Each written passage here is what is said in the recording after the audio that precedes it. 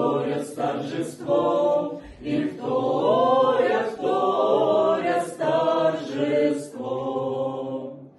Чтоб грех не ослеплял народ, чтоб тени не росли, Он жизнь дает, снимает гнет во всех концах земли, во всех концах земли, во всех концах земли.